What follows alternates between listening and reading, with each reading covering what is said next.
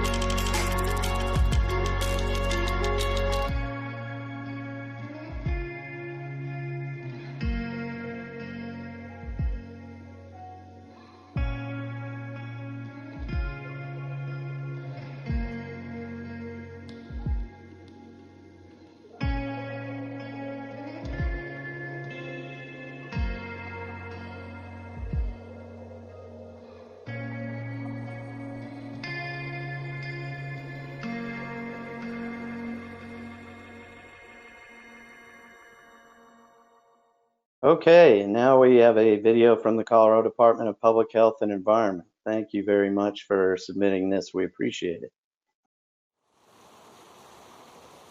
Everybody wants clean water. It's important for people to drink. It's important for ag producers. It's important for wildlife, the beauty around here. That's why we all come here. As time has changed and our uses have changed, recreation certainly is very, very dependent on water, whether you're in a reservoir, whether you're going down the river in a raft. The pressures from urbanization, from municipal use in cities. So we have to rethink how we use water. We can't just do it like we did 100 years ago. In this headwater area, like a lot of similar areas in Colorado, this is a source water for 8 major rivers coming out of the state, most of which are on federal land and land managed by the Forest Service. So it's a big footprint from these forests. It's a watershed, it's a catchment, and whatever happens in the catchment affects what actually ultimately gets in the stream and moves downstream. And so it's important that we manage these forests to maintain clean water that ultimately is stored on the land, released into base flows, and provides clean water for all. I'm Ed Zink. I live on a Colorado Centennial Ranch. We support a significant ag community here north of Durango. The health of this water that comes out of the Hermosa and the Animas River watersheds. It's pretty significant to the whole region. I'm Mark Denning, and I'm the manager of Big Creek Ranch since 2002. A lot of this area has been affected 80–90% beetle kill. Fire has always been here. It's always been part of the landscape. And it's hard to know the role between the beetles, climate change. You get into these droughts. Nothing will grab people's attention more than having water supplies damaged by wildfires. We're not used to wildfires here. We've always called this the asbestos forest.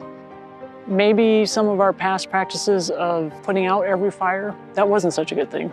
Maybe had some smaller fires burned throughout over the last century, we would have less larger scale fires. This 416 fire that we've had here close to Durango, it primarily burned in the Hermosa drainage, a tributary to the Animas River. The silt from the 416 fire killed all the fish in the Hermosa Creek. Lots of silt in our irrigation ditches, lots of debris flows. We're having to clean them and rebuild structures that were damaged from flash floods. So we're on the Medicine Bow National Forest. Beaver Creek Fire started June 19th, 2016. It burned all through the summer. And so there are times it would pick up and run, and there's times it lay down. The locals come out and the press comes out, and there's a lot of activity. And then once the fire burns down, pretty much everybody goes home and goes their own way, and we're kind of stuck with what's left, the residue.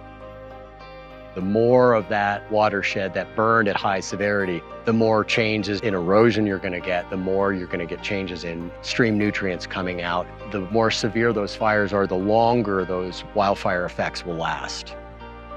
And in many ways for agriculture, the rains and the flash floods are worse than the fire itself. The cost of the impact can be devastating and can put people out of business.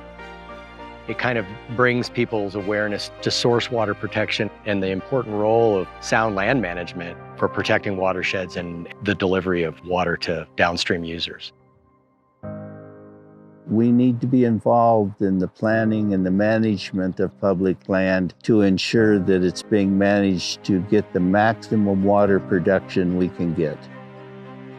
I mean, we're a long way from the urban corridor of the Front Range. You're in neighboring states that take advantage of this water. Having them remember where their water's coming from, the snowpack through these forest watersheds, and kind of make that connection so that they will support the idea of sound management and conservation in these headwater areas for sustained water quality. If you aren't there, you can't be part of the solution. We've got to take that seriously and be sure that our agriculture point of view is at the table and being heard. Our lives, our businesses, our future depend on this water.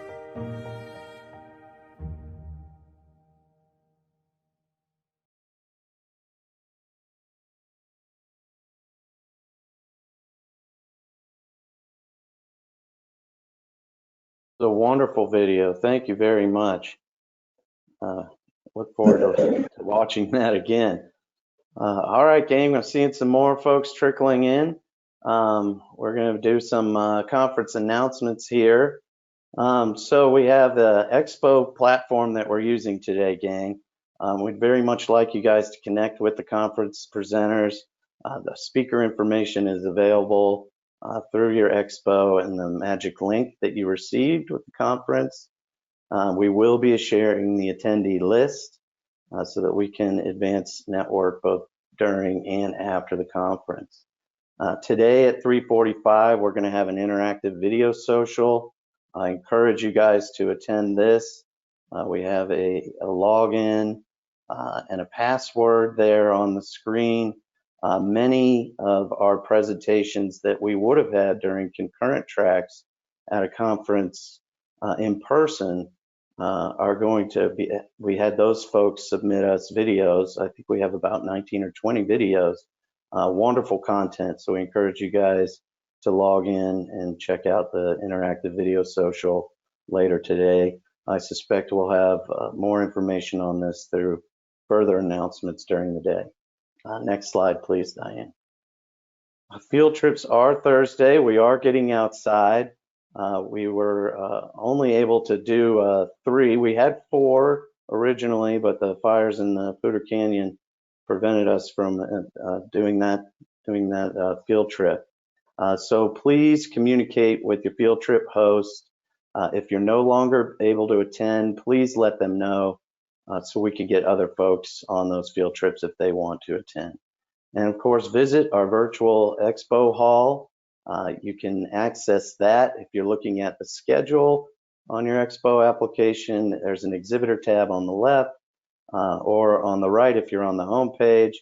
Very much encourage you to go visit all the virtual booths, so much so that we're going to send you a Google form via email that you can fill out and enter for a chance to win a $100 REI gift card, or some gift cards for Colorado breweries, or a set of Water Education Colorado citizen guides. So please do visit the virtual booths. Next slide, please. And here's just a further explanation of where you can access that. Again, if you're on the schedule page in Expo, it's on the left, or on the home page on the right, but just click the exhibitor tab and you'll be able to find those. Next slide, please.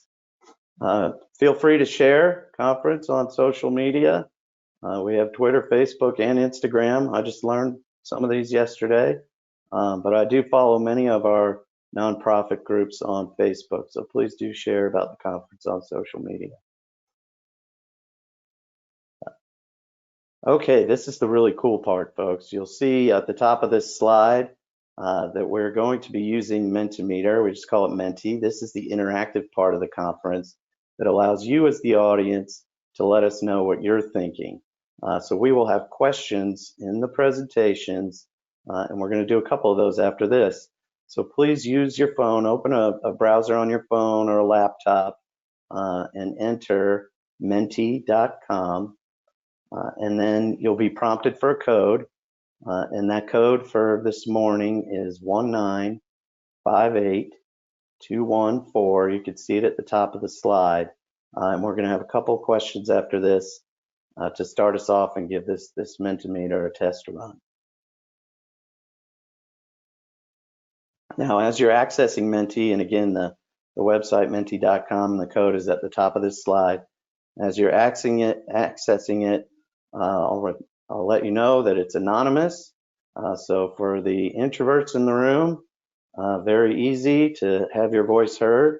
And please just be respectful and professional. I'm not really worried about this group too much in that regard. This is how we're going to be fielding all questions for our presentations. If you have any technical issues, that's where the question box or chat box in the GoToWebinar can be used, but we're not going to be tracking that for questions about the presentations. We only have a fixed time for questions. I've been through a few of these with the Mentimeter, and we get a lot of questions rolling in. So if your question doesn't get answered, please feel free to follow up with the speaker. And again, their contact information can be found through the Expo application. Okay, next slide, please. So let's jump into this, gang.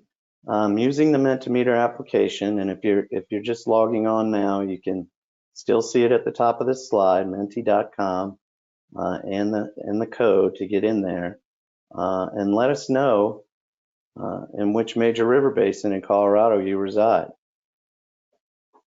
No big surprise that the South Platte's jumping out on top first, but we got other folks rolling in here, and you can see that this is a real-time application, and we will be using this throughout the entire conference. So it's very exciting to see where everybody is from and have all your answers come in. I'm seeing about 47, so less than half of you. We'll give it a few more moments here so we can get more results coming in. Got some folks from out of state. Wonderful. Thank you for joining us.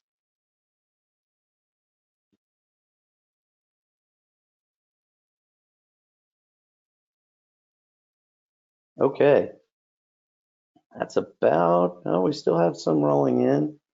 Looks like the South Platte's going to take this one, but we do have representation from most, if not all, of our basins. I can't tell if the North Platte has got anyone in it or not.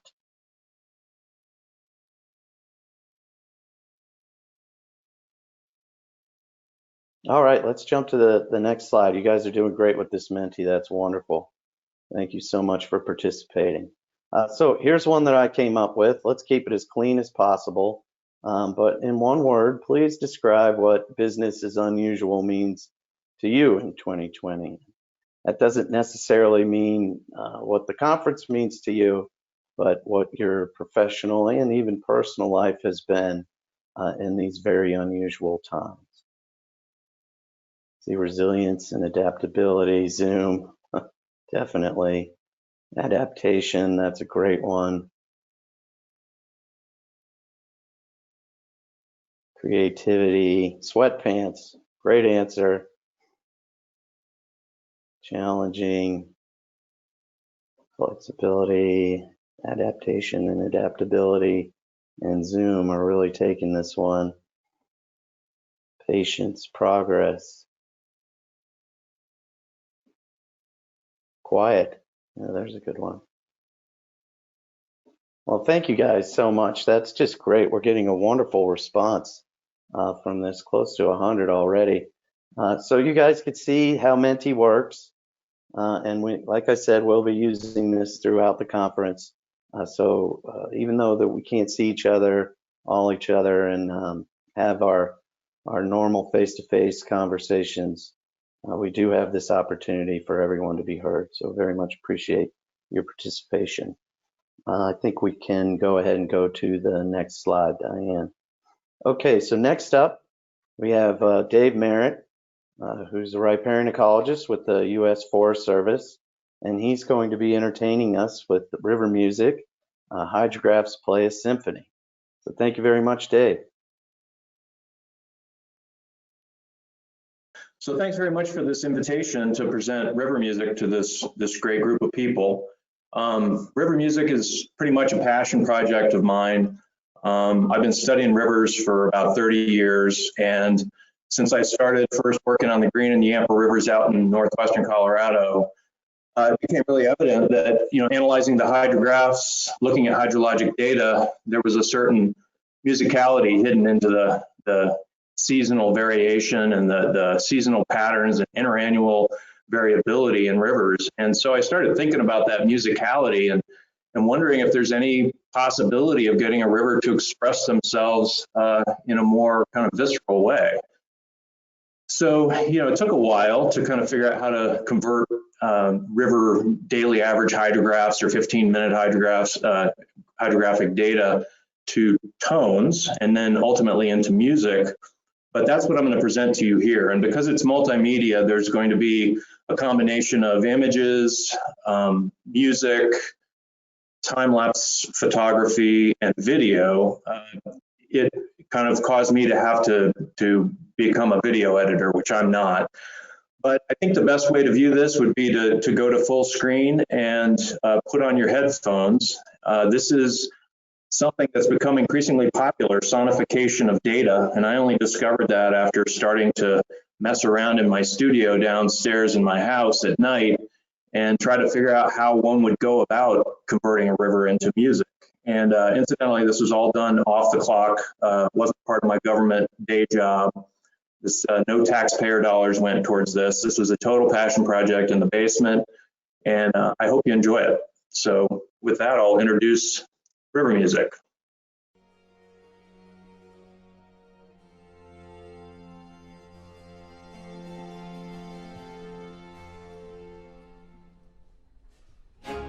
Free-flowing rivers are ancient and eternal, diverse in their forms and functions. Arterial networks, changing through time, carving into, traversing, sculpting, and connecting landscapes. Riverine ecosystems are the most diverse terrestrial ecosystems relative to uplands on every continent on Earth. Conveying water, scouring, transporting, and depositing mineral sediment, wood, seeds, and organisms. Some rivers provide connectivity between the oceans and the interiors of continents. A driving process that distinguishes every stream from another is its flow regime, which is determined by combinations of climate and geology. Selective pressures associated with flow regime can drive evolution. The annual and interannual variability in flow can be characterized as a hydrograph, volume of water flowing through time. And these hydrographs can be summarized as flood frequencies, magnitudes, durations, exceedance probabilities, etc. But these summaries of the statistical properties of the flow regimes of rivers don't necessarily convey the beauty, such as this imagery of the Platte River with cranes migrating according to the seasonal rhythms of the Platte. Artists and musicians have been inspired for centuries by rivers. Handel wrote water music for King George in tribute to the Thames River in England, and Johann Strauss wrote what we're listening to as a tribute to the Danube. And in seeing and feeling the rhythm of the rivers that I work on, I started to try to see if I could figure out how to get the rivers to express themselves in a musical form through conversions of hydrographs into musical notes and then an expression of those notes as instruments. So I started to work in the program R and developed a way of importing USGS flow data and auditioning those data, different flow years, looking for interesting patterns, and then taking those patterns from a particular auditioned flow year and converting them into what's called musical instrument digital interface, which is a digital translation of music. And I was able to convert into MIDI and then bring it into a digital audio editing program, in this case Cubase, and take those MIDI notes, which you'll see here, each day, each daily average flow is converted here into an actual musical note. Those musical notes can then be routed to a variety of instruments, everything from a keyboard to an electric guitar to a trumpet. And in this case, I started with just tones and converted that into grand piano, and ultimately routed that through several different instruments to create an orchestra of sound based on the daily average flows of the Yampa River. So in this case, the music actually does play the band, the river plays the instruments. And within the software, you can then translate those MIDI notes into chords and into sheet music to be played by live musicians. So now I'm going to share 4 pieces that were composed by 4 different rivers in the western United States, and we're going to start with this beautiful melody that the North Fork of the Cache La Poudre River north of Fort Collins played in 3 snowmelt hydrographs in 3 consecutive years. And you'll notice this is synchronized to time-lapse photography taken by the Platte River Time-Lapse Project. And note the great blue heron.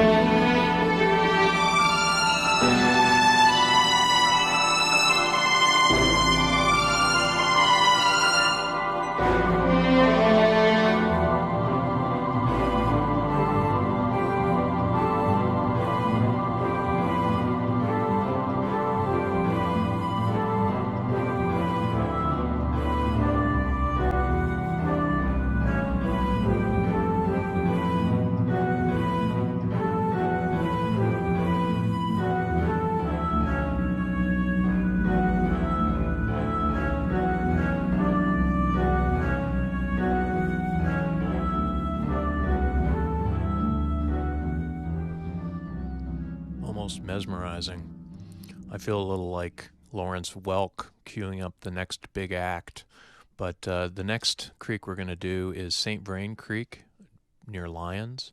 And I did not synchronize a hydrograph with this so that we can really highlight the black and white photography of local photographer John Crane. So this is the St. Vrain Creek in 1976.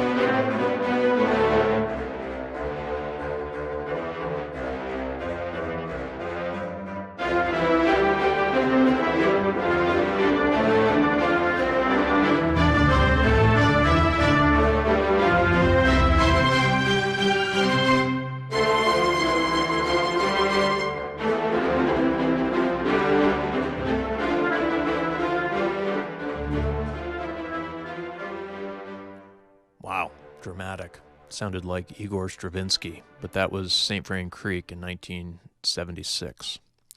The Yampa River in northwestern Colorado is one of my favorite rivers, and in 1984 there was an exceptionally high snowpack year and high runoff. And so I worked with local musician Tim Massa, and we did a little bit of interpretive work with this one. We looped that flood 4 times. It had a beautiful melody that year and added some field recorded birds as well as drum beats.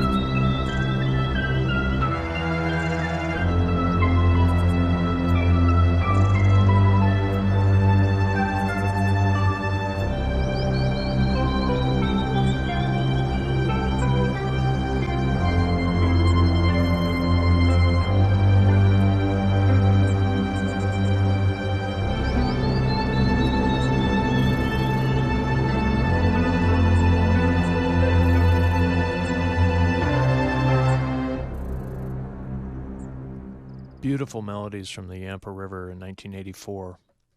Well, Ben Franklin said there's nothing new under the sun, and that is true in this case as well.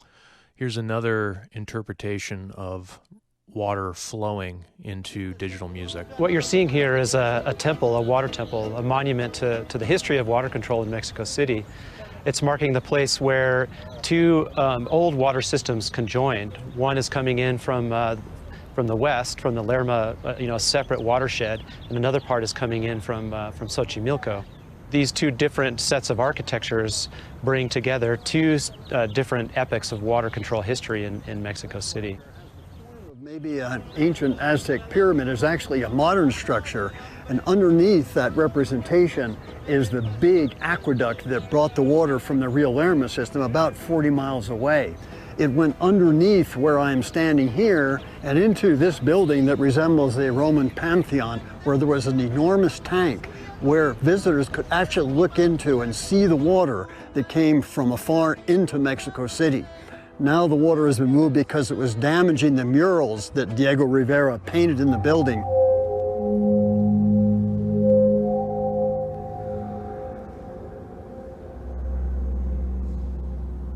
We don't often think of water as having a musical sound, but an electronics expert has managed to convert the sound of the water rushing through the aqueduct and convert that to an electronic signal and then into music. So this is the transcribed sound of the water arriving to Mexico City.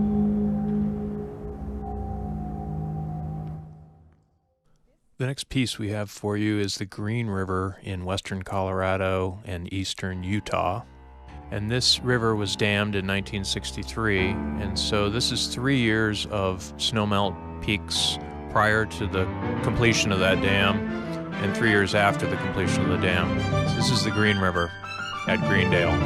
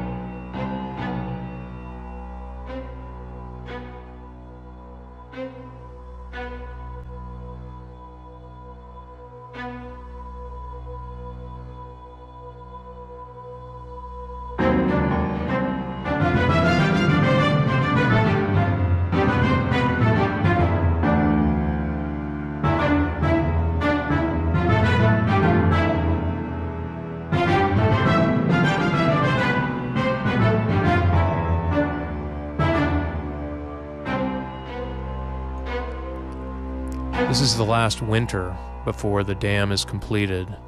And just listen during this snowmelt peak how lively the river is in its last throes of being a free-flowing primordial stream.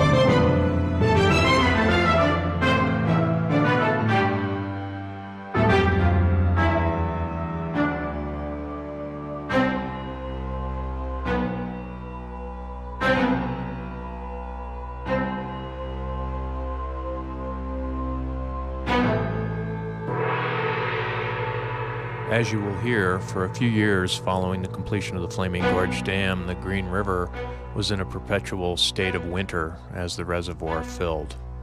Management towards recovery of several threatened and endangered Colorado River fish species has led to prescriptive flow releases from Flaming Gorge Dam.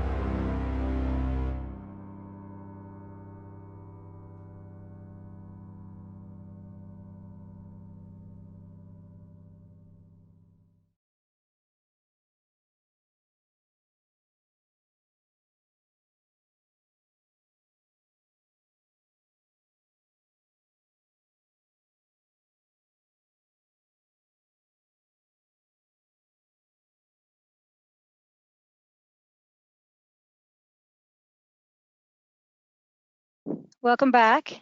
I'm Julie Ash. I'm with the Colorado Riparian Association and Stillwater Sciences. Welcome to day one plenary. I get really emotional watching that, Dave. I watched it this morning to try to get the emotions out. It didn't really do it. That was so I'm going to deep breathe and keep going. Ultimately, the river ethic is about being a voice for our rivers. And we're going to dig in on that right now. But Dave just let rivers speak for themselves, and it's so amazing. So thank you, Dave, for sharing that. And thank you to everyone for what you're about to share with us at our conference this year. I'm so excited. I'm going to introduce our panelists, and I'm going to go quick about it because I want to just let them talk with you. So Ellen can wave. Hi, Ellen. Ellen is professor of geosciences at CSU and the submitter of the most modest bio ever. You can go check it out on the Expo website. You can find all these bios, but I'm just going to call her River Science Superwoman. And then LeRoy Poff is professor of biology at CSU, and one of LeRoy's focuses, among many, and that will be so appropriate here, is actionable science to better sustain freshwater ecosystems. Dave Merritt needs no introduction now, riparian ecologist with Forest Service, but also dual threat in life sciences and music. And Kevin Houck is section chief for CWCB's Watershed and Flood Protection section. Kevin's a civil engineer with extensive experience with floodplains and recent movements towards managing for multiple benefits, which is so important. These are our local science heroes, so let's do this. And I will moderate, and I am channeling Matt Kondratieff with Parks and Wildlife because he is off pit tagging on the Colorado.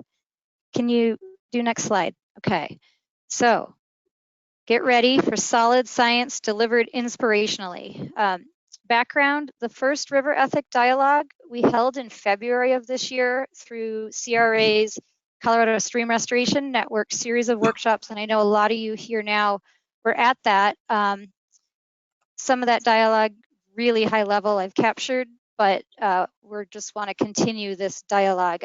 We know CRA is not the first with this, and in fact, when Dave took the podium in February, he started with, so I brought this idea up 20 years ago. So it's a long haul. The aim is to keep bringing the power of science to educate and raise awareness and support change. We want to provide guidance that allows people to act effectively. Okay, next slide. Okay, and before I dig in, I'm going to channel that one of that words that came out in the word art from our Menti, which was adaptability, because I'm like on slide 3. I only have 7, but I forgot to kick it off first to Peter. So before I keep going, Peter, I wanted you to, you were supposed to do the intro and I just started talking. I'm gonna blame it on being emotional. Let me cue you up really quick, right in the middle of this. And just Peter with Walton Family Foundation, another science hero for me and a lot of us. And we wanted to let him say a little bit about why Walton Family Foundation supports our conference or this panel or whatever Peter wants to say. Great, thank you. Good morning, everyone, and thanks, Julie. I really sure do wish we could all be in Avon together, but I'm so glad the conference planners have been able to pull this all together virtually for us. Things seem to be going really well so far. For those of you who aren't familiar with the Walton Family Foundation, the mission of our environment program focuses on protecting water for healthy ecosystems and healthy communities. So we're really proud to support this conference and the organizations that make it happen, because in my opinion, this is the single best convening in the Rocky Mountains each year to learn from peers and experts and have conversations about protecting and restoring our watersheds and rivers. I'm particularly excited about this opening plenary on a river ethic. The future health of our watersheds and rivers will come down to people's perception of the value of healthy rivers and an ethical sensibility about protecting those values. So thanks again to the conference organizers for the opportunity to participate this morning. I'm really looking forward to the presentations and the conversation. So I'm going to keep it that short and simple and hand it back to you, Julie. Okay, everyone still hearing me? Okay. Could you go back one slide quick? I just want to point out as I go through these, the icons, there's a couple icons associated with wilderness, and this was something Matt Kondratieff had brought up as an idea that icons or mascots are a way to help things resonate and stick. So, okay, go forward. So gray wolf or grizzly bear certainly make us think of wilderness. So the idea of the river ethic is modeled after the wilderness ethic, and there's several sources, and they're listed here. I won't get into it, but the idea, hold on, sorry. The idea is that wilderness areas provoke a certain knowledge and understanding in us, and it affects how we act. And we've had a lot of discussions that there are a lot of parallels with river environments and wilderness areas, and we act very differently. So there's a disconnect. Next slide, please.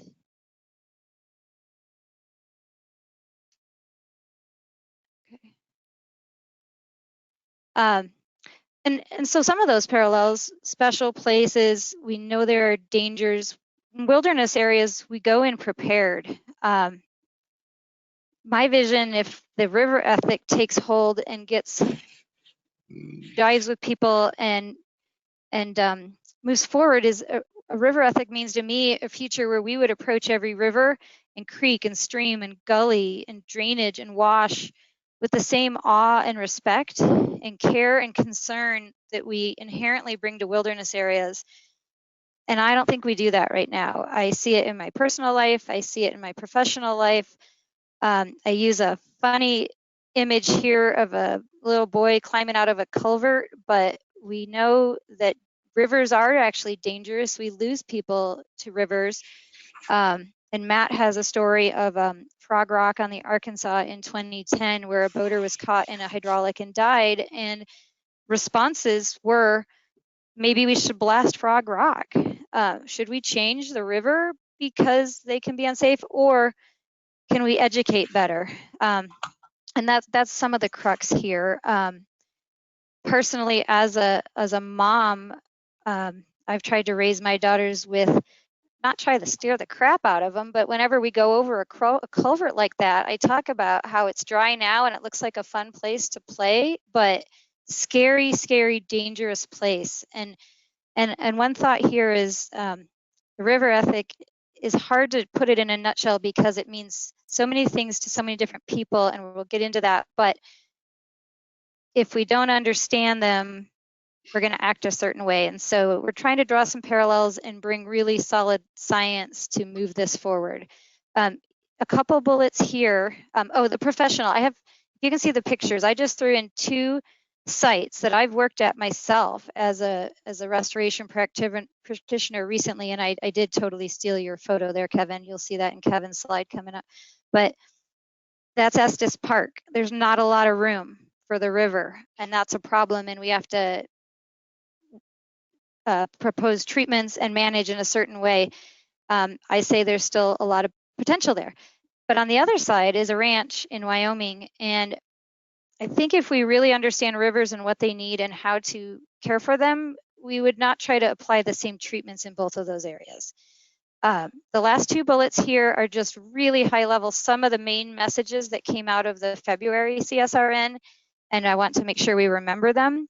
And it was that this is all great, but we have to have we have to avoid the us versus them mentality or messaging, because everyone is going to be needed to make change. And maybe where we get is, I don't think anyone sees the wilderness as adversarial. We just know that it's unsafe and we act a different way. And so right now, I don't think we all society-wise see rivers as wild and beautiful and unsafe, and that's okay. So we're going to try to get there. Next slide. Okay. The river ethic, this is where it's really hard to, and the mascots have been changing to possible mascots or icons for river ethics, so these are just for you to think about. But different groups would use a river ethic differently. The general public, could we just educate children and ourselves, tread more lightly, tread more safely? Recreationalists have different needs for information. Dave is going to talk about sentinel rivers and protecting them. And then, like I said, professionals, there's so many professionals here with us today. We work hard to manage and improve our resources, and we need good information. So consider the beaver as a river ethic mascot, and go to the next slide. And we missed the fish, I didn't call it out. We could also consider just a sentinel stream as a panelist. So I'm going to turn it over to the panelists. They've got eloquence, passion, and wealth of knowledge in spades, and they're going to share some latest scientific knowledge and ideas. And the one undercurrent message is, while more research will always further understanding, science is already there. It's here. We don't have to wait on more research to take action. We just have to find ways to bridge gaps in communications with larger groups, and consider really carefully this last idea for an icon or ethic. How about just river sediments as a mascot? Okay, turning it over to Ellen.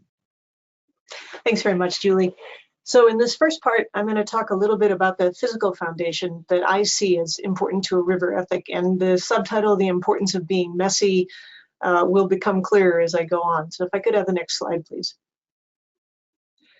The key points I'm going to make are simply that natural rivers are spatially heterogeneous, so there is a lot of variation at very small scales. The substrate that you see in this fairly small channel in Rocky Mountain National Park, up to variation across the floodplain and down a reach. That's what I'm referring to as messy in the subtitle. That heterogeneity results from the fact that there are varying amounts of water, sediment, and in some catchments, large wood that come in. And in a natural river, there's the ability to adjust to those varying inputs and maintain the spatial heterogeneity. So for me, a river ethic starts with what you could think of as geomorphic integrity, which is having those natural fluxes and having the ability to adjust to them. If I could have the next slide. So we look at each of those in a little bit more detail. There's a lot on the slide, but start in the upper left. When I think of a river corridor, which is a channel and floodplain, I think of fluxes interacting in a valley context. So in the upper left are the fluxes. There's water, there's sediment in all rivers, and in some rivers there's the large wood. And all of those fluxes can be described in terms of regimes. I think everyone is very familiar with the natural flow regime that LeRoy, Poff, and others described in '97. There have been more recent papers describing natural sediment and natural large wood regimes. So those fluxes interact with the upper right box, which I've called context.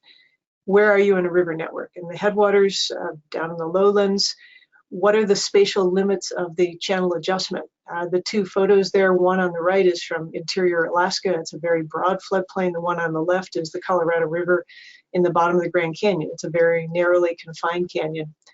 How erosionally resistant are the channel boundaries as a function of the sediment they're composed of and the vegetation? That will determine adjustment. And then how stable is the base level downstream? So all of those create what you might think of as a natural context, and people don't typically alter valley geometry, but we alter how the channel interacts with the valley bottom through stabilizing the channel, building levees, regulating the flow. So that's why I put human influence there. So the fluxes interact in this context, and then the lower level is the results. The gray row is the sort of very generic or general characteristics of the river corridor. How spatially heterogeneous is it? What's the three-dimensional connectivity? How resilient is it to natural and human disturbances? And to what degree does it have geomorphic or physical integrity and ecological integrity? And the second row there with the yellowish terms are just specific examples of metrics that you could use to characterize the terms that are in gray. And I've got river corridor at the bottom just to emphasize that it's not just the channel. The channel is intimately connected to the floodplain, and we often ignore that in our management and certainly in our regulation and legislation, but we all know that's a physical and ecological fact. If I could have the next slide. So coming back to the idea of spatial heterogeneity, it fosters what is sometimes called river health. And river scientists aren't necessarily comfortable with calling a river healthy or unhealthy, but it's a very intuitively appealing concept. It's a good way to communicate with people. If you say a person is healthy or unhealthy, we all have an immediate image of what that might mean. And I think you can apply it to rivers too. So river health, you could characterize it in terms of the three-dimensional connectivity. Do you have natural fluxes of material downstream between the channel and floodplain in the lateral dimension, or between the channel and the hyporeic zone and groundwater in the vertical dimension? What's the retention? If you have a flood wave come through, does it just rip down the channel because it's a simplified homogeneous channel like the one Julie showed us from Estes Park?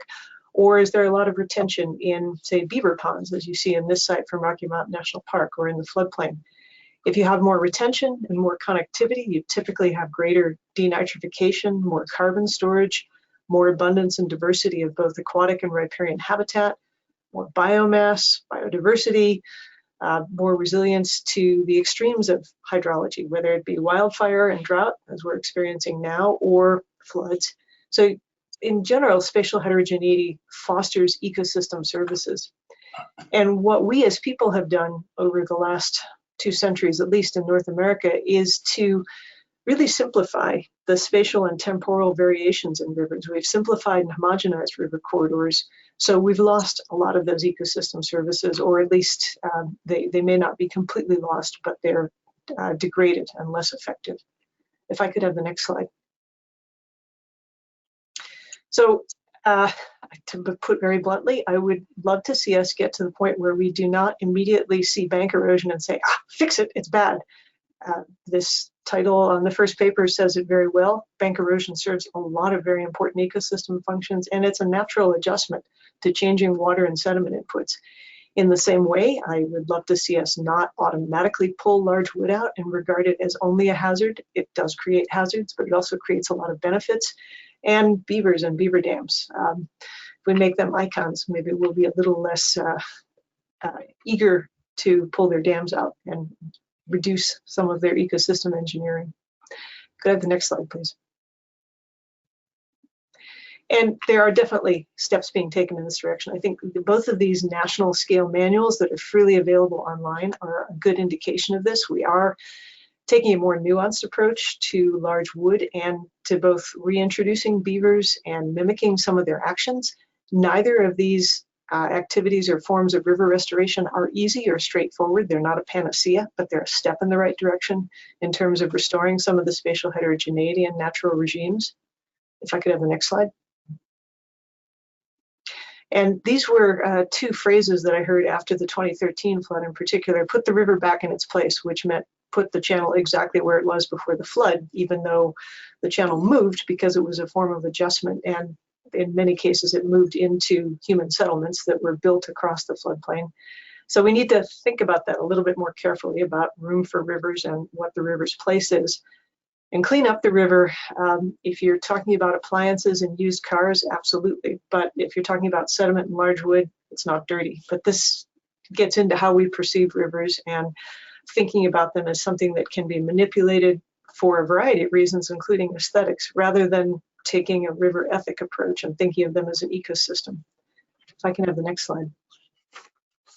So just like the Hippocratic Oath, I would say for river restoration, first, do no harm. We have had a tradition for a long time now of putting river stability first, and I understand why that has to be the case in some settings, but I don't think it has to be the case in a lot of settings, that we put stability above all else, and as a result lose some of this spatial heterogeneity in river health and ecosystem function. So thank you very much. Oh, and we have a little, yeah, I did not name this Ellen's personal fish tank. Someone else called it that. This is the Middle St. Vrain in the Indian Peaks Wilderness. I think the video is going to start shortly. I like fishing natural river areas for views like this.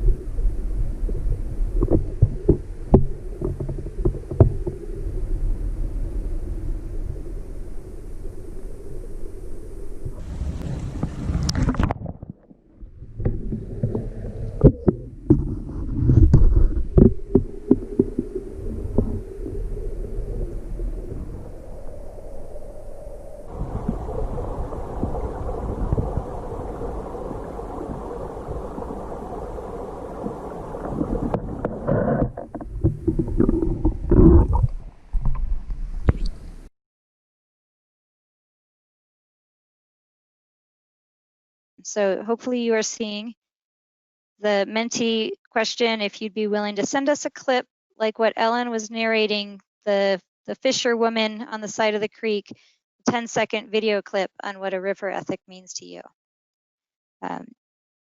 If we have interested people, the Riparian Association will be collecting these, and you can just send them to info@coloradoriparian.org, our website. You can always just send them to me if you didn't catch that. We are planning to collect, oops, not seeing if the Menti's working. We will collect them, and we will plan to, when we can ever gather again for a CRA social in person, we will collect videos if you will send us clips. And I've voted. Panelists, did you vote and submit? Okay, it doesn't seem, I don't see the results, so let's just leave it at, I'm asking for video clips if you're inspired, and you can email me or you can email the Colorado Riparian Association and we can move on.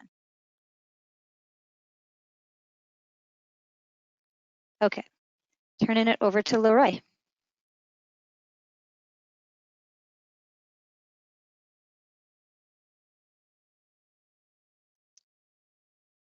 And LeRoy, if you, I know we can't see you. If you're talking, I'm not hearing you. Try unmute.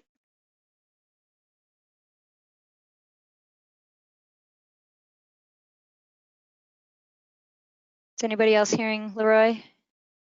Okay. Okay,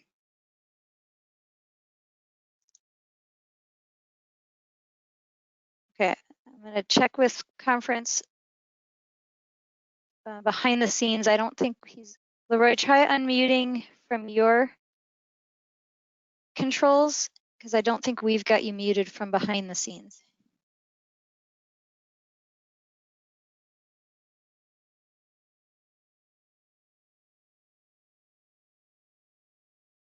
I'll just give it a couple more seconds, and if it isn't working, we'll go to the next presentation and to Dave, and we can come back.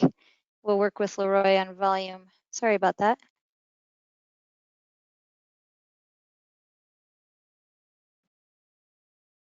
Okay.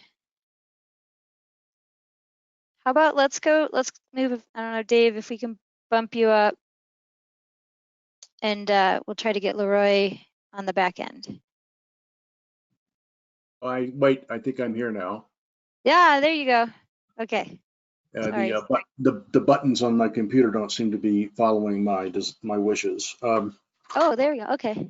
Okay, so I guess I'll just tell you when to advance the slide. Is that right? That's right.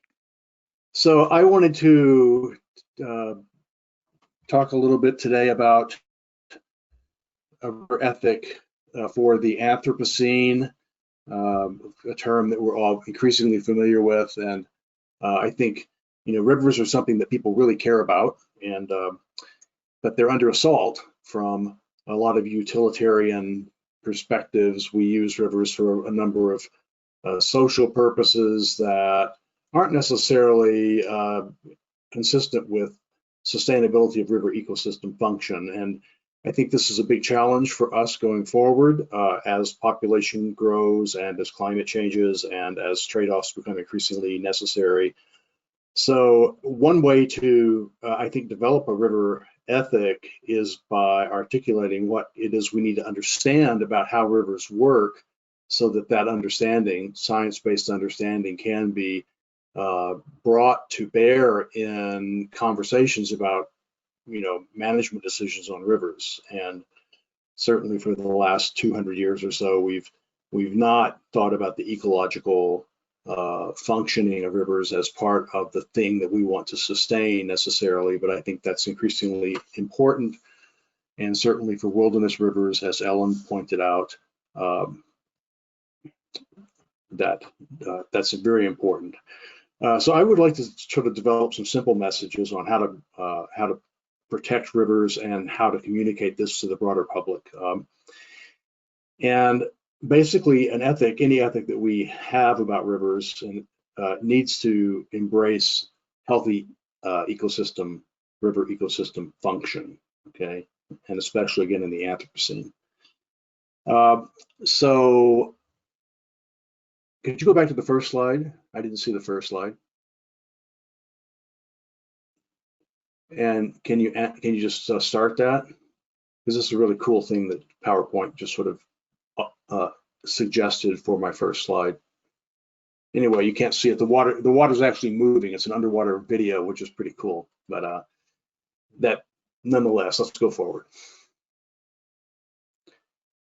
So much in common with what Ellen just said, in a very sort of simple way, rivers are really, they're very dynamic, and they have sort of three fundamental dimensions of dynamism that I think of. That's spatial heterogeneity, temporal heterogeneity, temporal variability, and they are connected through space and time. So temporal variation, very nicely illustrated by Dave Merritt's river symphonies, is a critical aspect of river function, and it varies a lot from place to place and time to time. So that's something we all appreciate about individual rivers. The spatial heterogeneity is certainly critical because that provides diversity of habitat types for organisms, and a variety of physical chemical processes that occur throughout riverbeds and river riparian zones. So maintaining that heterogeneity is something we should all be interested in promoting. And then of course connectivity, both laterally and longitudinally through things like anadromous fishes and so forth. So these are, I think, very simple concepts that the general public can understand pretty well, and they are essential to consider in developing some kind of river ethic, particularly if that were to ever be sort of articulated in some kind of fashion by a group of NGOs, let's say. Next slide. Well, no surprise here. Most rivers are not wilderness rivers, and most are modified, and we see by dams and diversions, or by urbanization and all of its multitudinous effects, and more modification appears to be on the way. Rivers are just too easy to sort of harness in order to service human preferences, and the taking care to sustain some kind of river function is oftentimes not what is considered, certainly at policy and management levels. And so we as a public really need to translate our love and admiration for rivers into some kind of policy pronouncements and ethical statements or whatever that will help stop the global degradation of rivers, river decline. Next slide. And just as an example, I'm going to use something that's right here in our backyard, and it's sort of indicative of the times. As as rivers become more and more tamed and less wild, and humans have more and more demands, we end up with circumstances where we're sort of between a rock and a hard place, right? So I think the Northern Integrated Supply Project is a really good example of that. We have the Poudre River, sort of a long-standing, hard-working river that flows through Fort Collins, that still maintains a lot of really valuable ecosystem functions. And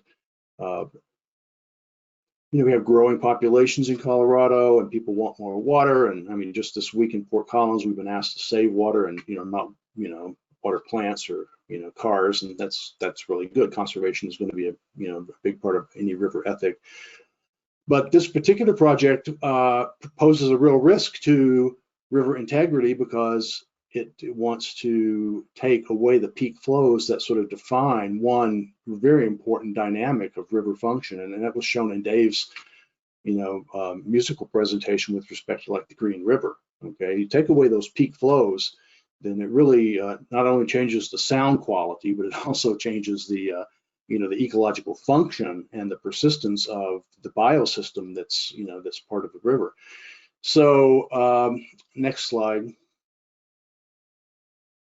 We can ask ourselves, well, how do we articulate actions in the face of threats like the NISP? And I was part of a group 10 years ago or so that developed an international group that developed the concept of environmental flows, and this was done through the Brisbane Declaration, which is widely recognized and maybe potentially a model for some kind of river ethic declaration, if you will. But basically, the idea is that the quantity, timing, and quality of water flows required to sustain freshwater and estuarine ecosystems and human livelihoods are important, and these environmental flows now are being considered in in many water development schemes, and they're not always satisfied to the extent that I, as a river ecologist, would like to see them satisfied. But it's a very important sort of way to engage the conversation. So if you go to the next slide, please, the question becomes, what are the sort of functional aspects of a river system that we want to try to retain, given that rivers are under assault and we're not going to be, they're not going back, they're going in the opposite direction of wilderness rivers. So these rivers like the Poudre, can we have development while at the same time, sustaining river function? And I think that's a big part of what an effective river ethic will ultimately have to articulate. And I guess this appears to be not animated, so that's fine. But basically, we've got a hydrograph, snowmelt hydrograph, the black line, and that's already been greatly reduced through, diversions and irrigation diversions and so forth. So the red line is the reduced average peaks, and sometimes we have dry stream beds. But there's a real seasonality here, so that seasonality is important. These peak flows are important for mobilizing fine sediments and maybe coarser sediments that rejuvenate habitats and provide, for insects and fish, that overbank the channel boundaries to inundate the floodplain and encourage seed recruitment for riparian trees. So, we can take a very simple sort of view like this and identify what are important functions that the river provides for the ecosystem. And that kind of simple scientific understanding and illustration, I think, really helps us communicate to the broader decision-making public what needs to be part of a river management scheme. And I think I have one more slide. You could show that. Yeah, so I think this river ethic is clearly sort of a bottom-up effort among people like attending this conference and others who really care about rivers. And I think we ought to try to really emphasize how we can collaborate and articulate our values around rivers. And so this is just a real simple representation of, diverse group of people getting together to identify values and share those values and understand what sustains these values. And that's where the science is important. We have to understand what it is that sustains the things that we value, and from both a physical and a chemical and a biological and even a social and cultural perspective. So this, obviously rivers are complex in terms of river management is a complex process, and ultimately I think we have to work tirelessly to promote action that sustains rivers as dynamic, as heterogeneous, connected, and biodiverse hydro ecosystems. So with that, I wish us luck.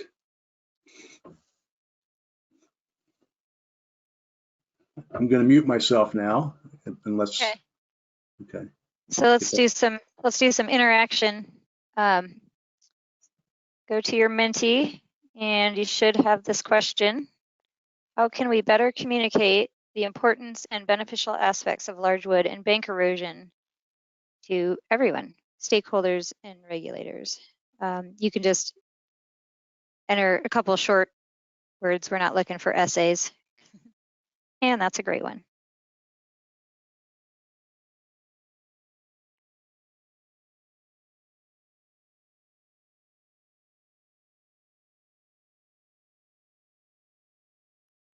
I like these word clouds. This will be interesting too, because our conference has an amazing cross-section of technical experts, education experts, policy experts, management. So I saw that when education popped up, and then data. All right, I'm going to put one in while this goes.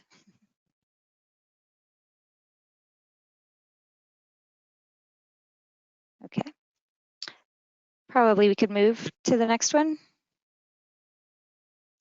So same thing, we'll do another word cloud because they're fun. How can we enhance or restore resilience to channels and floodplains in a time of conflicting demands, warming climate, and increasing human population? And if anyone feels like you're in Ellen's class, you are, because these questions came from Ellen. So bring it on.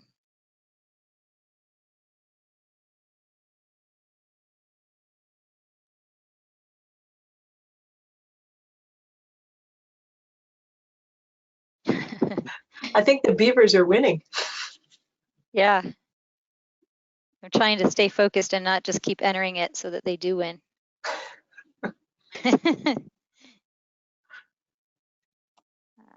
I like take Ellen's class, take LeRoy's too. Okay. I think let's keep rolling because we are trying to make up a little time. I'm going to turn it over to Dave. And then we got one more, and we're going to have time for Q&A. Okay, yeah, thanks to everyone. Those were two great presentations. A truck just pulled up in front of my house, Fort Collins Tree Company, with a big wood chipper. So that may interrupt me a little bit, I don't know. But I entitled this River Ethic, Is There a Limit? And when I asked the question, is there a limit? Is there a limit to how far we'll go with continued development of rivers without consideration to the functioning that Ellen and LeRoy talked about as a part of the cost-benefit equation when we go to develop a new river? So if you could move to the next slide. So across America, we have about 3.5 million miles of rivers and streams, and they traverse incredibly diverse landscapes, and they function in different ways across these landscapes. If you could move to the next slide.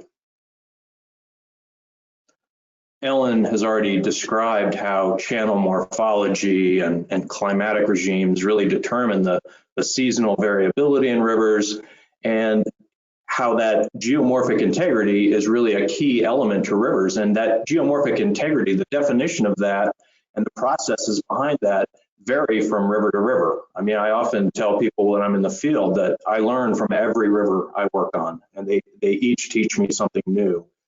And I've really expressed that, looking at the geology, looking at the way the same flow might be routed through a different valley, you end up with a completely different set of organisms. The way communities are organized, the way the ecosystems function varies broadly from dry ephemeral channels like Cherry Creek in Arizona that you see in the most arid state in the country, down to you see Grand Teton and the Snake River flowing through that big, broad glaciated valley in Wyoming, to the creek on the right, which is Fossil Creek, a travertine river in Arizona that emerges from the ground as a 40 cubic foot per second flow and forms this incredibly gin clear cobalt blue river that is a wild and scenic river. It's designated, but that river served as as part of the creation story for the Yavapai Nation. And each of these rivers functions in a characteristically different way. And so our view of what integrous means varies across these different regions and climates. So you move to the next.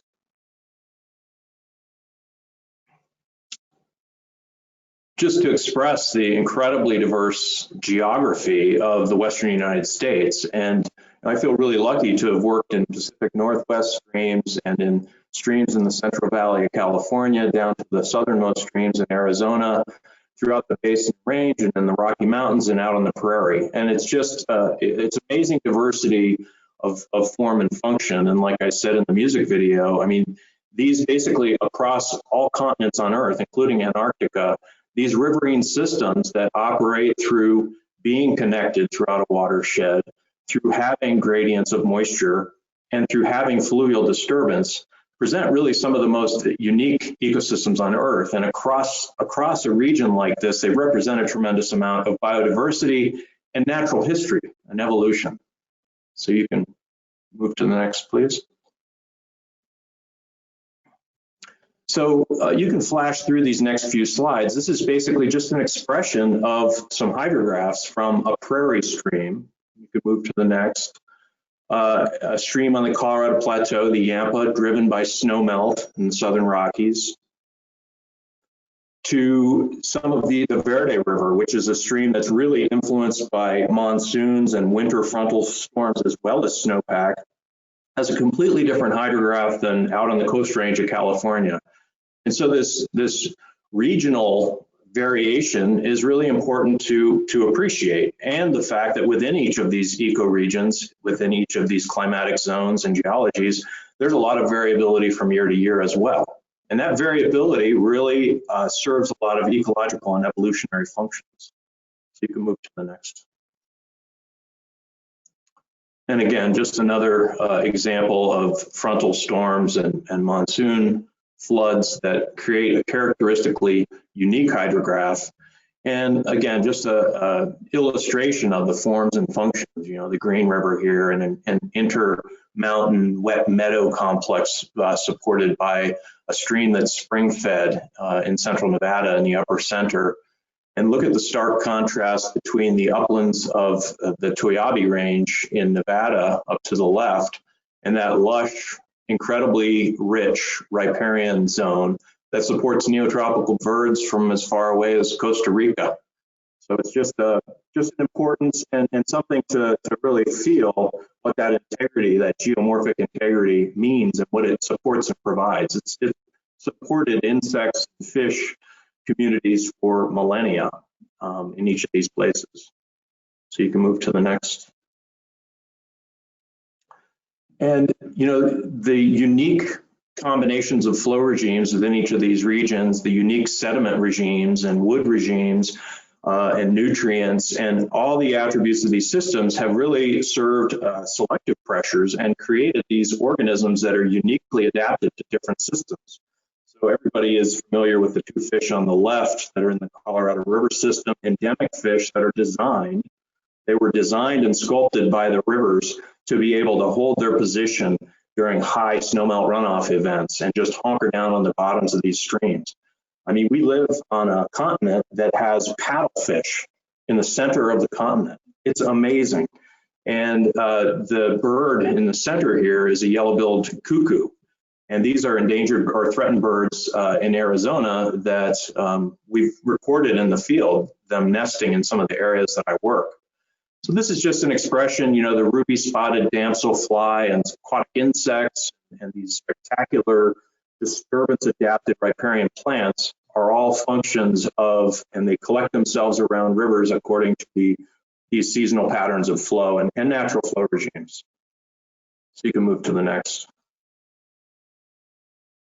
So as LeRoy expressed, and this image really illustrates, and I've had people gasp at this image when I've shown it in slideshows, these are the 90,000 large dams across the continental United States that are being managed right now, and they you know, control elements and attributes of the river systems that they regulate, and that's a good thing. I mean, damming rivers in the Western United States enabled us to live here. I mean, Stephen Long used to call this the Great American Desert. And when Fremont came across, he wondered if this area would ever support agriculture and human populations. And now we see that it has. So I think part of the river ethic that we really need to grab onto is something Julie said early on, which is that we don't want it to be us or them. It's not as if we don't all benefit. Even with our perceived river ethic, we don't all benefit by these storage facilities and by the hydroelectric power generated by dams. So it really is a matter of somehow figuring out to balance the importance in our love and fascination and the natural history that will outlive us all on these river systems and our uses of them. So you can go to the next slide. This is a map generated by a colleague of mine, Dave Theobald, of ours, that basically shows the relative degree of impact that flow modification and other human land uses has had on rivers in the Western United States. And you'll notice most of the blue rivers, most of the less impacted streams, less altered streams, are in the headwaters. They're in high mountainous areas, typically on national forest land or other public lands. And most of the big high order streams like the Colorado and the Columbia and the Missouri and the Platte and some of these other rivers, the Snake, are heavily regulated by a series of dam complexes that have fundamentally altered their flow regimes. In fact, there are only worldwide about 30% of rivers that are longer than, river segments that are longer than 1,000 kilometers long that are considered free flowing without structures along them. And then in the United States, that's about 30% of the rivers that are unregulated. And only about 2% of our rivers in America, our free flowing rivers, flow into the sea. So you can move to the next slide, please. And again, with the Front Range, LeRoy's example was exactly this. These are people for and against NISP, this big new storage facility that is likely to go in on the Front Range. It's going to be a reservoir larger than Horsetooth Reservoir, and it's going to peel off peak flows. So fundamentally altering one of the components of the flow regime that really serves a tremendous function for fish, for geomorphic integrity, for cottonwood recruitment, willow recruitment, other things that river has retained because we aren't able to store all of the spring snowmelt. And some people perceive that snowmelt as surplus water. So there is definitely going to become increasingly intensified conflict between the us's and them's of the Front Range and of Atlanta and of New York City and Phoenix, Arizona, out to California, where all of these populations continue to grow almost indefinitely. And we continue to search for higher and higher clean sources of fresh water for our communities. So you can go to the next slide, please. And yes, the continued development is very likely. This is a map out of a report that the Department of Energy produced that basically shows in green, shades of green, all of the sub-watersheds throughout the continental United States and Alaska that are potential for continued hydropower generation. So they basically propose that we could build out some of these last remaining rivers that could support hydropower, as well as enhancing existing facilities and using pump storage projects to produce another 50 gigawatts of power annually.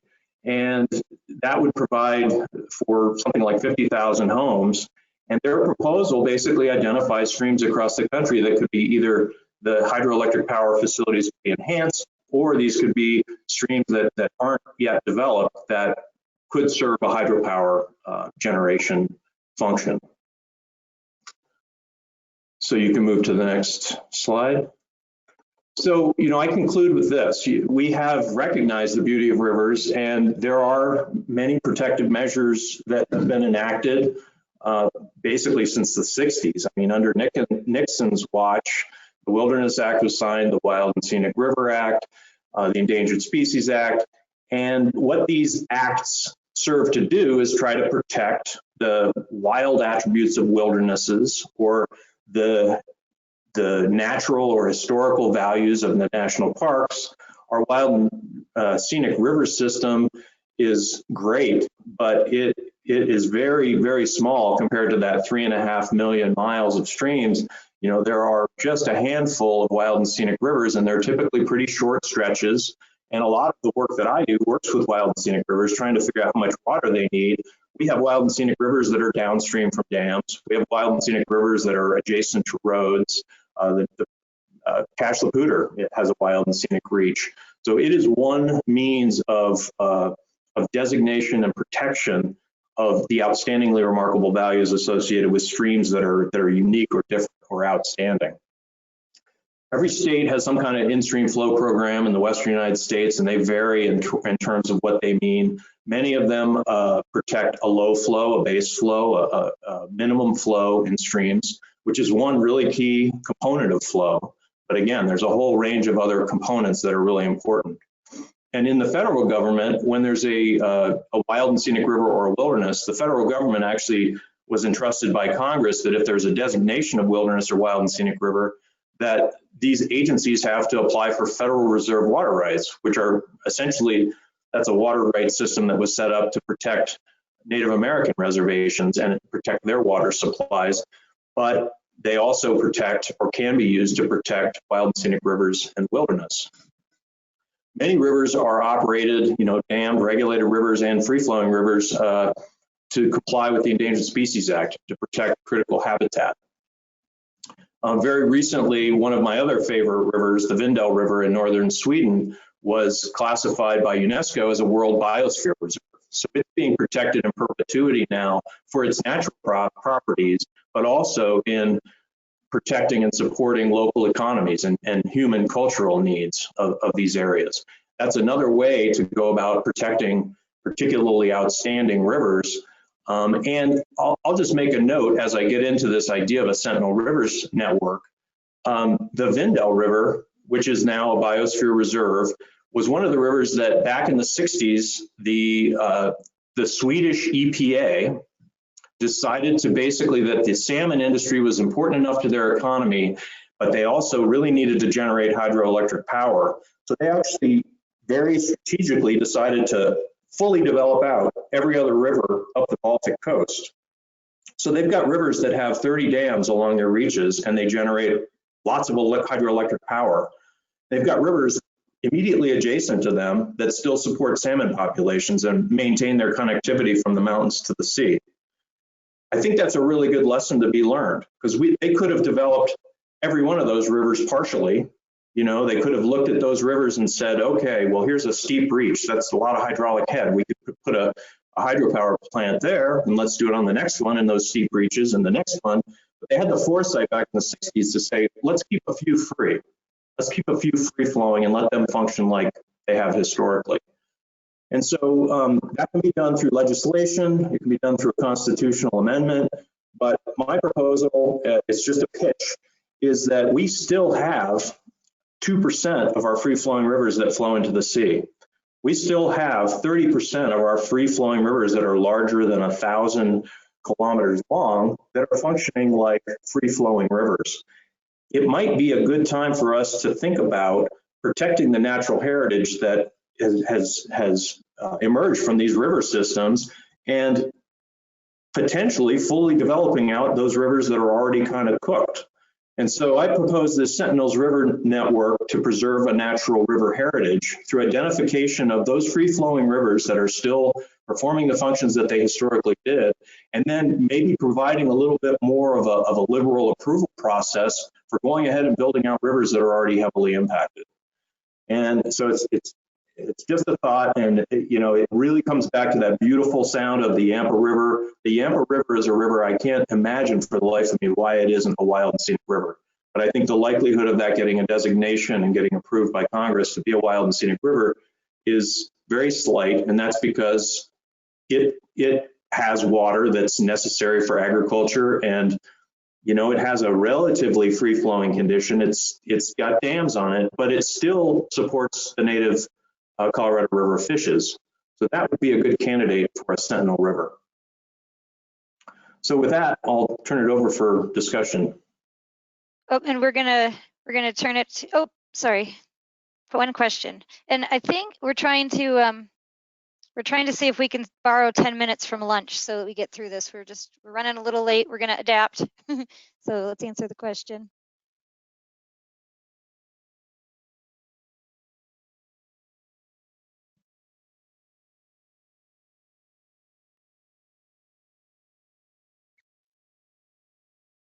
Okay. You don't have to give your name if you want to say no. We won't seek you out. I think we can probably let this one go. Let's roll. Let's turn it over to Kevin. Kevin's got the job of bringing us back to urban realities. So take it away, Kevin.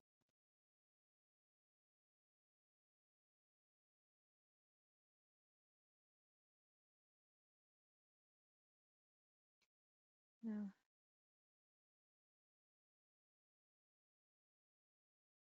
Okay, now can you hear me? All right, excellent. Well, I drew the enviable position of being the final speaker between you and your lunch hour, and I am certainly aware of my status in that. So I will try to be relatively brief here, but I just want to thank the conference panel for the opportunity to speak on this. As Julie said, I'll bring this back to the urban element with this presentation. Once again, my name is Kevin Houck. I manage the watershed and flood protection section for the Colorado Water Conservation Board. So within my section, we manage floodplains for the state as the National Flood Insurance Program Coordinator. And we also manage the Colorado Watershed Restoration Program. And I'd say there have been times in the past where those could be at odds with each other, but I think we've been able to reach the point now where they often work in concert with each other. Also in my agency, we set policy and manage and plan, I should say, water management and development throughout the state. So there's many opportunities for conflicts, but this is one area where I think all of these things can work together. If I could get the next slide, please. And I'd like to open with a Menti question, which says, what do you view as the most important function or value that streams provide? And I'll let you read all of these options. And I'll just say that this is kind of similar to the what watershed do you reside in? There's no right answer. It just kind of depends, you know, where you fall as a person as to what you consider to be the most important. So I'm going to just give this a second so I can see how this shakes out.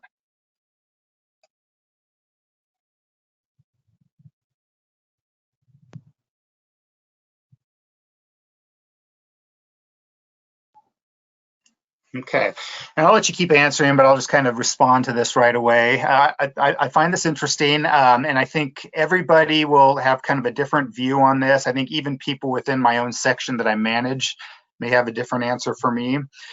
My own answer, for what it's worth, is a place to convey floodwaters. I'm a floodplain manager by background, and one of the things I look at rivers is a way to keep floodwaters away from public infrastructure and private infrastructure as well. So if I could get the next slide. I'm going to start out with some examples of some areas that I think we can use as cautionary tales to start with, and just so I don't offend anybody as I'm moving forward on any of these. Not a single one of these examples show anything that was done wrong at the time they were built. Many of these are from 50, 75, 100 years ago. We didn't have floodplain regulations in place. Our knowledge of floods was a lot less than it is now. And therefore, those of us who manage floods kind of inherited these spots. But I think it's an example of how we can look at the past and maybe learn from that as we move forward in the future. What I'm starting out with here are some pictures from the Harvard Gulch watershed in Denver. And I took these pictures down near the University of Denver. I think if you talk to Jeremy Hamer, who is the floodplain manager for Denver, he will tell you that his biggest headaches for floodplain management within Denver are not necessarily the larger rivers, but more these smaller tributaries for which there have been a lot of development as the years have gone by. So if you look at these pictures, you'll see infrastructure built right up to the creek, and this is an area where there's quite a bit of homes and businesses that are in the regulatory floodplain for Denver. So this is just an example of how when we confine creeks to narrow floodplains, we do open up infrastructure and people to the threat of flooding when it does happen. If I could get the next slide, please. Okay, this is an example of a floodplain near where I live in the city of Thornton. And this is the Hoffman Drainage Way, which is actually located in the first area that was developed by the city of Thornton, I believe in the 1950s. So this is about 60 or 70 years old. And I took these pictures looking in both directions, looking right down the middle of the floodplain. So what is the one thing you see that's missing from these pictures? It is the stream itself. The stream is actually located underneath the middle divider of these two streets here, and it's covered up by a grass median. So this does the job well in terms of protecting nearby residents from flooding. But unfortunately, you don't have the availability of the river as an amenity. And in fact, it's completely hidden from view, and a lot of people may not even realize it's there in the first place. Again, this was probably the very first floodplain within the city of Thornton, and just an example of how we dealt with floods back in the 50s. Probably not something we want to use moving forward as we go. If I can get the next slide, please. Okay, and Julie showed one of these pictures in her opening slides. This is the Big Thompson River just downstream of the confluence with the Fall River in Estes Park. And my wife wasn't sure she wanted me to include these pictures in this presentation because this is one of her favorite places to go. And actually, this is actually a very good reach to kind of demonstrate some of the various factors that can go into place here. And what you see here are some great examples of using this corridor for recreational purposes. You see these nice walkways going behind businesses and backing up to the river. I don't know if you can see it in any of the pictures, but the day I was here taking these, there were fishermen fishing within the river here.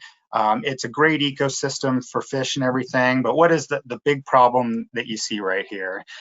The problem is just that there's no room for the river. In this particular area, the 100-year flow rate is nearly 3,000 cubic feet per second. And I want you to try to imagine a flow of that magnitude coming down this reach. And that was a problem during the 2013 flood when the floodwaters did escape this stream. Now, it's worth mentioning as I talk about how things have changed over the years. When this infrastructure was developed, the floodplain map looked different, and it showed the stream flows actually confined to this narrow channel. So there was nothing non-compliant that was built here at the time it was built.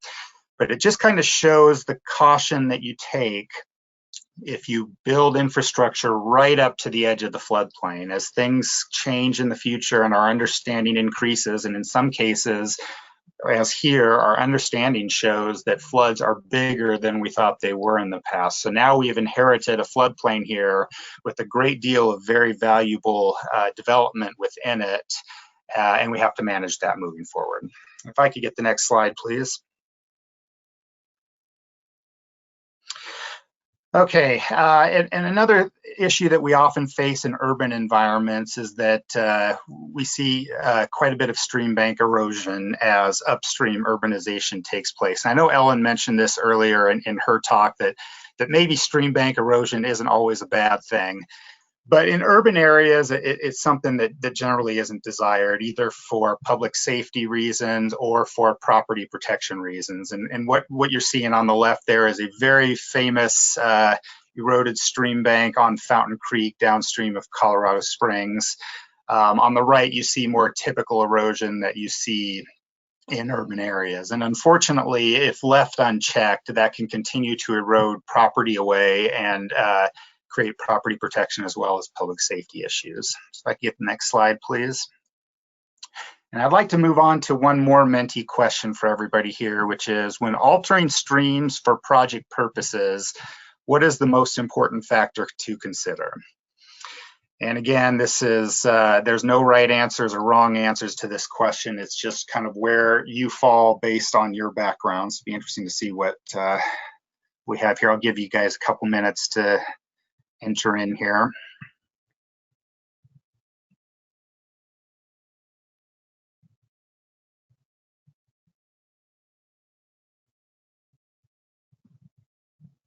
Okay, and I'll just start reacting to this. You can take another few seconds to enter some things in. So Chris Sturm, who you heard from earlier, who's on my staff, will be very happy with the results on this, as it looks like the #1 answer is preserving stream stability. So the geomorphologist in him will appreciate those answers. I will tell you that prior to my time at the Water Conservation Board, I was a consultant engineer and often worked with the development community. And one of the things we were tasked with when faced with coming across floodplains is, how can we make them as small as possible so that we can maximize the amount of developable area that we have? And I think that still exists in some cases where there's a lot of money on the line. So that would be the creating developable lands, which we got far fewer answers for. If I could get the next slide, let me go ahead and show you now some pictures of some areas that I think are doing things right. They may not all be perfect, but I would like to kind of showcase a few areas that I've seen as good examples. Now, this is the Cherry Creek Trail in Denver.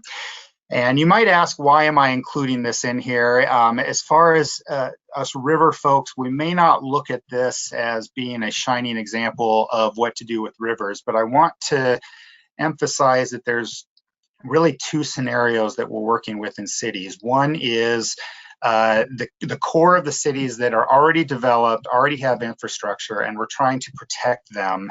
And then newly developed areas where we have the opportunity to really determine how we want the rivers to look from the start of the development. And the Cherry Creek Trail, as most of you know, in Denver, is built right in the urban core of Denver. It butts up against downtown as well as Capitol Hill. So there's an extremely valuable amount of infrastructure that needs to be developed.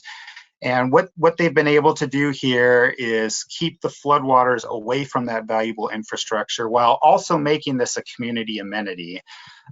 This is considered one of the iconic areas of Denver, and a lot of people like to come visit this for recreation, and it is viewed as a jewel to the city. If I could get the next slide. Okay, this is the Bluff Lake Nature Center, which is in the Sand Creek watershed, north and east of where the old Stapleton Airport existed. And if you go out to this area today, there's a great amount of development pressure within the city and county of Denver as those airport lands get redeveloped. But there's a nice regional park here that has been a nature center that has been set aside in the Sand Creek watershed, and an example of kind of a regional amenity that we can continue to use and sustain itself as development around it increases. If I could get the next slide, please. This is one of my favorite parks in Denver. This is Greenway Park within the Westerly Creek watershed, and this is also within the Stapleton redevelopment area. And I think this shows a great example of how floodplains can look if we develop them from the start with the river in mind. So what you can see here are wide open floodplains, great recreational amenities, including the trails. We've got large bridges that don't confine it unnecessarily underneath them, and really provides several kinds of amenities for recreation and gathering for these newly developed communities as they move forward. If I could get the next slide. And then I'll close with Confluence Park in Denver, which is another area that I think many of you will probably be familiar with if you know Denver well. And this is the confluence of Cherry Creek and the South Platte River, which are the two biggest watersheds within Denver. And if you listen to the Greenway Foundation talk, which is in charge of preserving these two rivers, This area used to be a real eyesore. I believe it was some kind of trash dump at one point, and it was a very neglected area of the community. And it has since been redeveloped such that it is a recreational amenity and jewel for the town of the city of Denver. It sets aside lots of open space, especially along the South Platte River as you move upstream and downstream of this. And I think it's a great way to show how urban cores can be redeveloped with the river in mind so that people are able to come out and enjoy them. And if I can get my last slide, I'll sum up the points I'm trying to, oh, I got one more here. I'm sorry. So this is actually by my house. I included it last because it's very special to me, although this year it doesn't show a lot of what I would normally want to show it in other years. So this is the Carpenter Recreational Fields in Thornton. This is special for me because this is where my daughter used to play soccer when she was growing up. And I think if you'd shown this in a year where we didn't have COVID, you'd see soccer fields out in the middle of this. City of Thornton also likes to use this for its spring and winter festivals. And what you can see here is the Grange Hall Creek just barely running along the side of the pictures right there, and it's a great example of how we can keep spaces open and undeveloped but still usable for recreational purposes in our city floodplain areas. And now if I can get the last slide.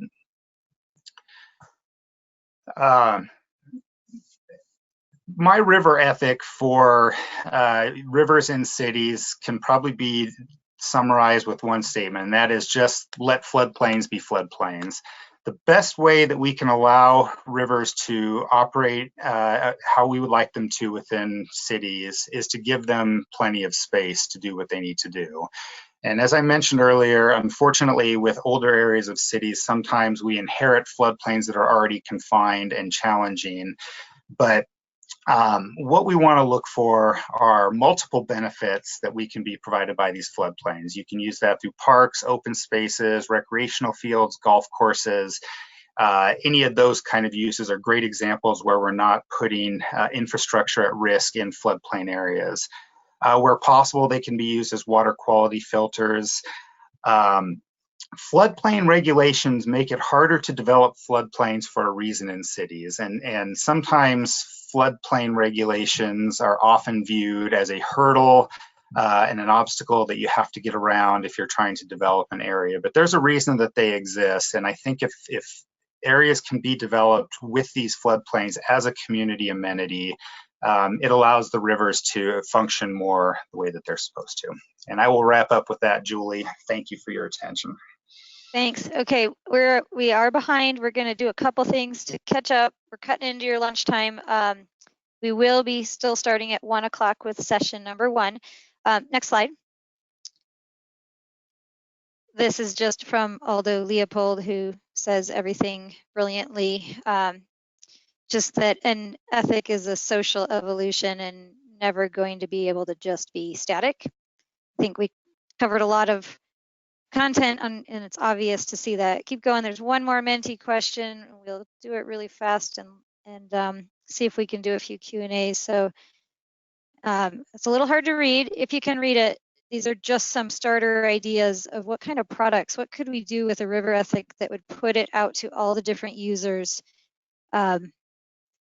so that they could be educated, including by river science, and make some better decisions or act differently, as we've been talking about.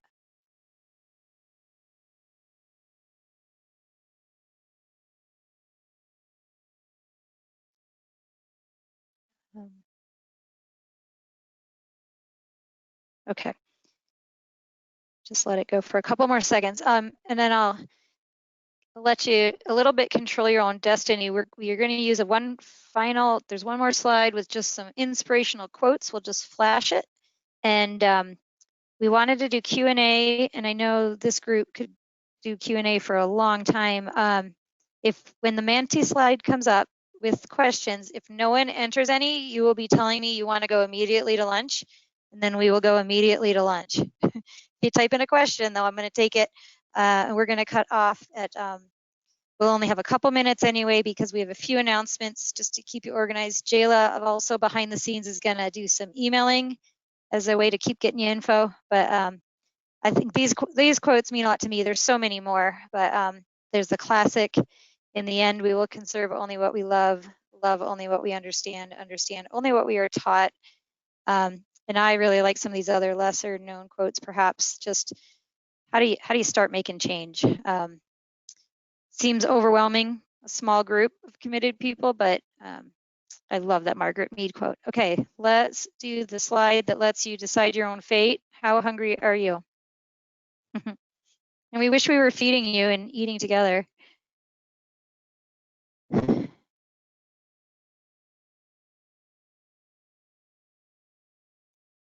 That's funny. I did not think you were that hungry. Okay. Okay. Jayla, a couple announcements to guide people up. The people that were less hungry were slow. How about yeah, let's turn it up to Jayla and these questions. Sorry, we were just enjoyed talking so much. How about Anna, who can take a quick one? What is a primordial river? Well, you know, primordial means since the beginning of time. And basically, it's just a river that hasn't been heavily impacted by humans over the course of time. So when that dam went in on the Green River, it changed it fundamentally from, you know, the post-Pleistocene to the present. It changed in a bigger way than it had been naturally. Okay, I can't help it. The question right to Ellen is a really good one about not rushing to stabilize. Do you hold with that for urban? No, a lot of times I think you have to stabilize if there's very high property values and risk to infrastructure and people. I guess what I see is streams that there isn't that danger or hazard to people or infrastructure being stabilized to the same extent, and I don't see the necessity for that. Okay, thank you for questions. And like Chris said in the beginning, if we don't get to all questions, all panelists throughout the day, you can find their contact information on our Expo website. So Jayla, tell us what's next. Awesome. Thank you so much, Julie, and to all of our presenters. That was a really inspiring start to today's conference, and really glad to see everyone here. I'm Jayla Poppleton with Water Education Colorado, and just going to fly through these announcements so we can release you for lunch. We do have our field trips coming up on Thursday. We want to remind everyone that we will be following social distancing etiquette. We ask that you would respectfully not attend if you're experiencing any COVID-related symptoms or have been in contact with someone who has tested positive in the past 14 days. Let's protect each other. And please communicate with your field trip host if you're no longer able to attend so that they can release your spot for someone else. We encourage you to attend today's interactive video social at 3:45 to 4:30, the end of the day. We've built these networking opportunities in to bring everybody together and try to recreate some of that sense of connection. So that will be a great opportunity today. And then again tomorrow with our unusual happy hour. Check out the virtual video library ahead of time if you're interested. Over the lunch break, some of the videos that will be featured in the video social are hosted there. And we've got a fitness session tomorrow morning with Mallory Hiss from the Colorado Watershed Assembly at 9 to 10 a.m. And so that will be a dance session. Tune up your body to set the tone for a day of virtual conferencing. And lastly, this lunch hour is also a time that we're encouraging you to visit the virtual expo hall and just support our conference sponsors. They truly make this event possible. Support our vendors, learn about their services. You can visit anytime over the next 2 days, but the lunch break today from 12 to 1, and then these couple of other times that we've set aside tomorrow at 9 to 10 a.m. and 12 to 12:30 p.m. We have 10 exhibitors who have live hosts waiting on the other end for you to come visit with them and meet them and ask them questions. And we are offering incentives. Some of them have their own prizes that they're giving away, and For anyone who visits every booth and can demonstrate that they've done so, we as conference organizers have some great prizes that you can see here on the screen. So please, please turn out for them after you grab a bite to eat. You can find them by clicking on the exhibitor tabs, either on the left side of the schedule or on the upper right-hand side of the home screen. All right, that's it. We're breaking for lunch. Please come back at 1 o'clock. You'll need to navigate back to Expo and find our session 1 for day 1, mitigating impacts on streams, and then you will be able to join the next webinar session from there. And feel free to reach out to your contacts list, including myself, if you have any trouble at all.